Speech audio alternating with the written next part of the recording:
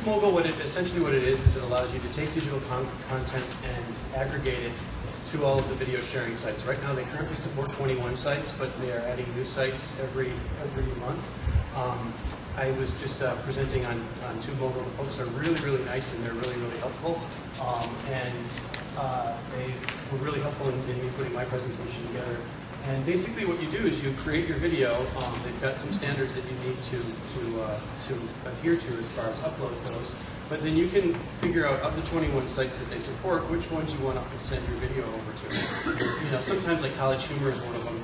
Maybe not so relevant, but maybe it is, depending on what your video content is. And you can go through and you have to set up accounts with each of these places, but you put your account information in, you hit submit, and then it takes care of uploading and exporting the videos out to all the various different sites. I will definitely say that when we did it, we increased our search engine results by like 3 or 4 pages.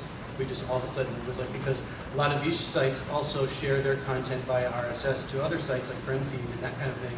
And so each one of those is yet another one of those links that feeds back to Mighty Bytes. And so for us, it's been a really great way to increase our search engine. But it puts our content out there in places that it might not necessarily have been before. I'm sure you've got great ways. Yeah, and for us, what we've been doing is me+mi publishing the other site that I had shown you about. That's a client that does bilingual educational books. So there's a huge surge in the South, in Georgia, in North Carolina, all these immigrants coming in. The teachers don't know what to do with them, don't know how to teach to them and whatnot. So what we've developed is a series of videos, 5-minute videos, actually showing me+mi product in the classroom with a teacher who maybe only speaks English, how she can use that product, show the kids, they don't fall behind, that kind of stuff. And then other teachers will see that and feel more confident on what to do with this new reality. And it just has really made them more of an industry leader. The community seems to feel that they're helping them more, and it just has been a really good relationship. Yeah, so I guess the takeaway I would think from that is that, online video, nothing communicates quite as well as a good, well-done video clip. And so using these tools to be able to distribute it to large amounts of people, I think is a really great tip as far as getting the word out there, because it's going to be the best way for you to share your information. Yeah. And we used it for all kinds of things. We used it just YouTube. We were doing a series of plush toys to go with a book series that we were doing, and the plush toy manufacturer in China just couldn't get it. I mean, you read the emails and it's like you could hear the Chinese in the background, and it's just not getting it. So what we did was I just take myself with the plush toy that I wanted, with a ruler, with the samples of the colors, with everything. And sure enough, in less than 10 days, that next sample was perfect. We approved it, it was done. It saved us about 4 months worth of going just back and forth with this manufacturer. So don't just think of it as a way to put out your product, but maybe think of it as a way to get your product to market faster and make it easier, make it better. If you have questions about video workflows and how to build videos for the web, on the Mighty Bytes site, I actually have a PDF from a presentation I gave last week it's literally all nothing but just a breakdown of here are some production tips that you should use. It's actually on the back to Mighty site up there over the logo, the Mighty Bytes logo.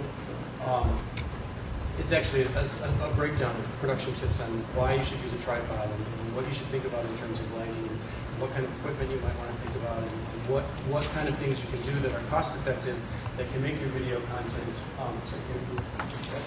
that you can make your video content a little bit more professional looking. Here's one on content management systems and one on video workflows for the web, and it's just a PDF of presentation of literally workflow tips. And it was meant for web designers, but it's basically meant for anyone who doesn't have a lot of video production experience, and if they want to move into that, what they should keep in mind. So, Pat, sorry, your turn. Well, let's jump around a little bit and we'll talk about using the web to kill 2 birds with 1 stone. And what I'm talking about is scheduling, regularly scheduled product-based webinars, as I said, to kill 2 birds with 1 stone. And the first stone, the first bird I'm worried about is the customer. And what we try to do is use both our our own company website and our sales force to inform our customers that one day a week, a particular product is going to be featured in a webinar, let's say at 2 p.m. on Friday afternoon or 2 p.m. on Wednesday afternoon Central Standard Time, and try to drive customers to it to find out information about that product.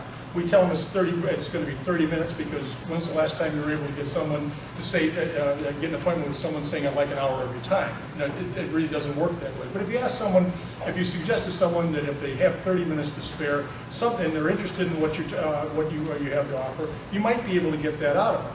So you have customers who can come to your website in this webinar, learn about a specific product, and that presentation is made by your fastest gun, by your professional, be that one of your editors, one of your marketing people, or perhaps a sales manager out of your office, and they get to present that product the way that you as a company want it presented to that customer without the filter of your sales representative. And I say that in the kindest sense, because occasionally sales representatives develop their own ideas about what the attributes of a particular product are, and sometimes those attributes aren't all that attractive when they try to present them over a desk. So you get to talk about your product with an interested customer, be it one customer or 30 who have come in on the web to hear that, and you get to give them the 4 or 5 reasons why this product is going to meet their needs. So that's one bird that you get to kill at that particular time. And the second is it allows you to retrain your sales force at that moment.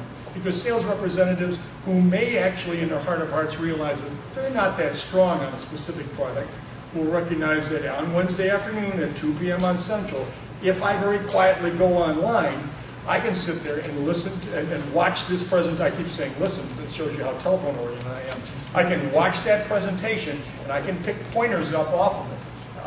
However, the oddity about this is that the average sales representative, if you will, you almost have to flog them into doing that.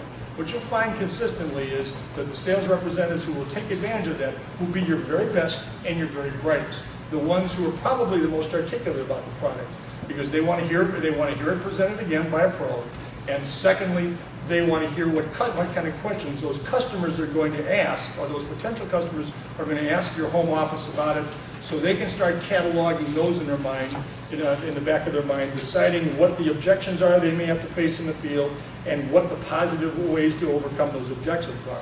And that's a really good way to deliver that service to your customer and to your sales force. Gladys, you have other things you want to share just real quick? Just real quick, if you go to page number 9. And this is just kind of going back to trying to always stay in touch with the teachers and whatnot, and just trying to build relationships, not always trying to hit them over the head with selling product. And think about Oprah. You know, she tries to feed your mind, body, soul without really hitting you over the head about her new book and sign up for the magazine and whatnot. Think about doing things for teachers maybe that week that you know that ISAT test is going on, shooting off quick emails or whatnot about how to relieve the stress of test taking, how to help your students get through the